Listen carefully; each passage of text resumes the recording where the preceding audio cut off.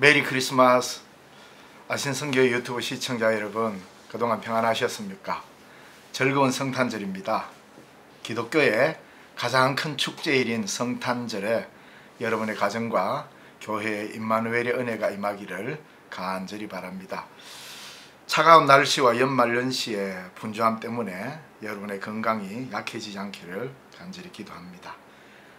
오늘 읽은 본문은 성탄절 메시지로 누가복음 2장 1절에서 7절의 말씀을 읽어보겠습니다.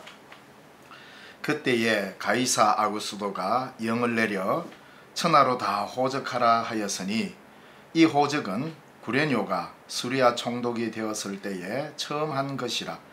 모든 사람이 호적하러 각각 고향으로 돌아가며 요셉도 다윗의 집 족속이므로 갈릴리 나사렛 동네에서 유대를 향하여 베들레헴이라 하는 다윗의 동네로 그 약혼한 마리아와 함께 호적하러 올라가니, 마리아가 이미 잉태하였더라.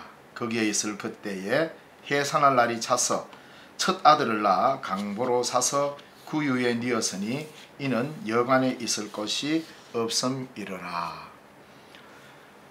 오늘 이 본문의 말씀을 가지고 구유에 담긴 별이란 제목으로 말씀 전하겠습니다. 성탄절이 가까워지면 각 교회마다 성탄절 행사를 위해 매우 분주합니다. 지금의 어른들은 아마도 성탄절에 연극 배우 한 번 안 해본 사람은 없을 겁니다. 어쩌다가 주인공인 요셉이나 마리아 역이 맡아지면 얼마나 기분이 좋습니까? 그러다 보면 믿음도 좋아지는 것 같고, 거기다 더 좋은 건 마리아 역에 내가 좋아하는 여학생이 되면 참 기분이 좋고 연극하기도 참 재미가 났을 것입니다. 그래서 내가 요셉이 되고 내가 좋아하는 여학생이 마리아가 되면 그 성탄절은 정말로 메리 크리스마스가 되는 날이었습니다. 여러분들도 아마 이런 경험은 다 있으리라고 생각합니다. 오늘 본문에 보면 누가복음은 아주 그 예수님의 탄생에 관한 기사를 매우 소박하고 물 흐르듯 자연스럽게 예수님의 탄생의 역사를 기록하고 있습니다. 근데 이에 반해 마태복음을 읽어보면 마리아보다는 요셉이 강조되면서 탄생의 긴장감이 더욱 높아지는 것을 알 수 있습니다. 그래서 오늘 본문에 나타나는 이 역사적 기록들은 누가복음의 아주 큰 특징입니다.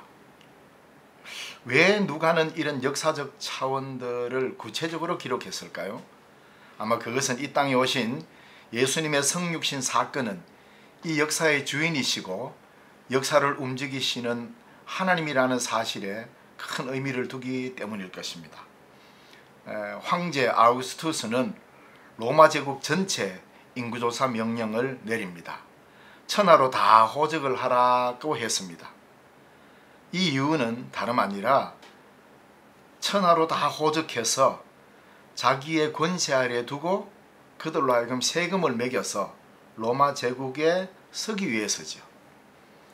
세상의 역사는 이런 제국의 화려한 왕궁에서 황제가 움직이는 같은 것처럼 보여도 성경은 그것이 아니라고 이야기하고 있습니다.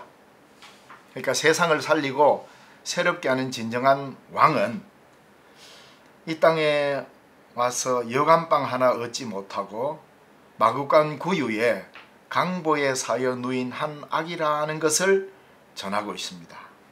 교회는 이것을 믿는 사람들의 공동체인 것입니다. 이렇게 태어난 아기가 우리의 구세주라는 것을 믿는 사람들이 그리스도인인 것이죠. 그래서 성탄절은 화려한 제국을 구현하는 절기가 아니고 강보에 쌓인 한 아기를 통해 하나님의 나라가 열린다는 것을 보여주는 절기여야 합니다.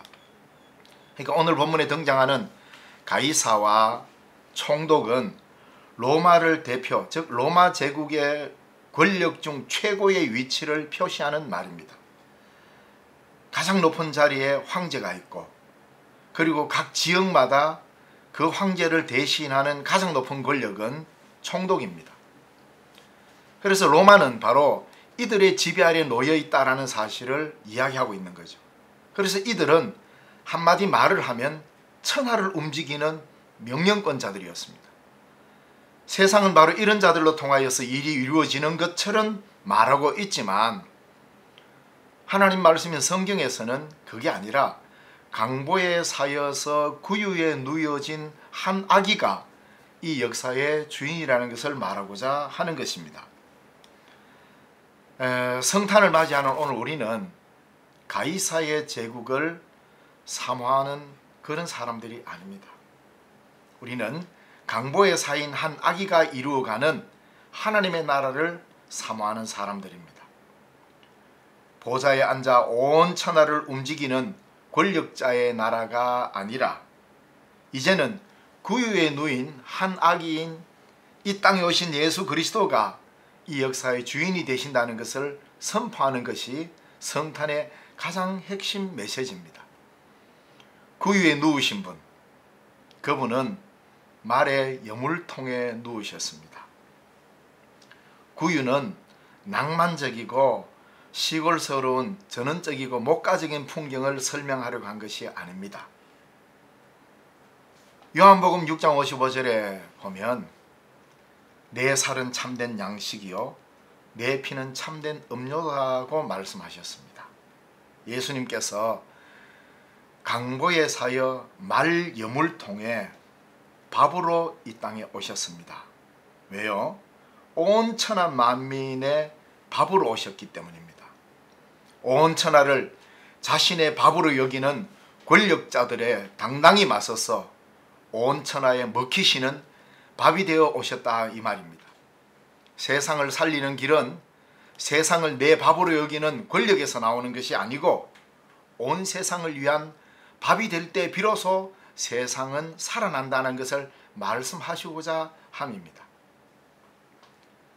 바로 이 첫 번 성탄의 자리는 모든 문명과 철학과 정치의 중심지인 로마가 아니고 아주 작은 고을 베들레헴입니다. 이 당시에 로마는 최고의 전성기를 누리고 있었습니다.